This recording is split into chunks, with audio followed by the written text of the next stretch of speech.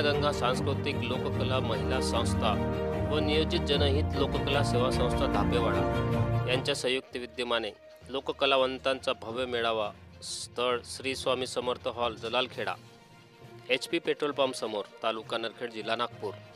वेळ व दिनांक 18 ऑगस्ट 2024 ला सकाळी 10 ते रात्री 8 वाजेपर्यंत।